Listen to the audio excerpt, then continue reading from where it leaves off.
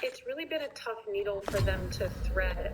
You've seen the governor try to do that, saying that there were problems with the November election. We've heard that from the two senators who are defending their seats, the Republicans who have called for the Secretary of State to resign, but then pivoting and saying, we need you to turn out in January. We still need to focus on January. And the president, as you said, is coming to Georgia. He addressed some of that the questioning of the integrity and saying, no, we really need to focus on reelecting Kelly and David. And so I'm going to come to Georgia. And his son, Donald Trump Jr., has also said that that's, quote, nonsense and that we need to still turn out in January. But again, it's confusing if you're a Republican voter what message really resonates right now. Emma, there's two Senate seats, but from an optical standpoint, both parties seem to be campaigning together as if it's one ticket. How significant is that? And are people are they expecting people to just vote on straight party lines, or could people actually split a ticket? They have turned into really two mega campaigns at this point, particularly on the Republican side. We're seeing mostly just joint statements and joint events. The Democrats are doing a bit of both.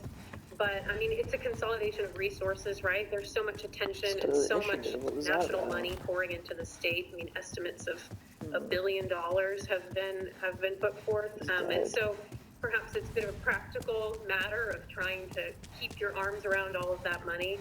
But I've heard anecdotal thoughts. Maybe somebody would vote for Purdue or not, but with this amount of money pouring in and the campaigns coordinating, I don't know how realistic that would be. Not to put you on the spot here, but we've mentioned that voters have requested a lot of absentee ballots ahead of the races. I think early voting starts December 14th. Look into the crystal ball if you can. What type of turnout should we expect on the actual date, January 5th? Are we expecting a huge number? That's the problem with this race, is that we don't really have any historical precedent to go by. I mean, historically, runoffs are low turnout. Historically, in Georgia, Republicans have won state runoffs easily. This is such unprecedented territory with the national significance of these two Senate races determining control of the Senate. The crystal ball is pretty cloudy. We do know that nearly 900,000 people have requested absentee ballots, which is a lot. And we do know that Democrats in November overwhelmingly voted absentee while Republicans voted in person. So make what you will of that.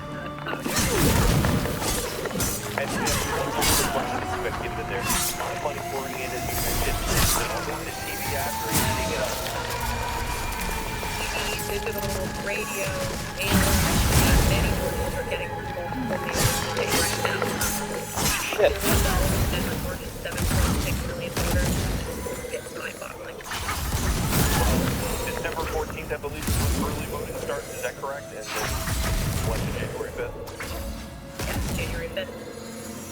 It is going to be a long December for you, Emma, but of course we'll be tuning in to see exactly the coverage and how that race works through. Emma Hurd, thank you very much. Thanks for having me.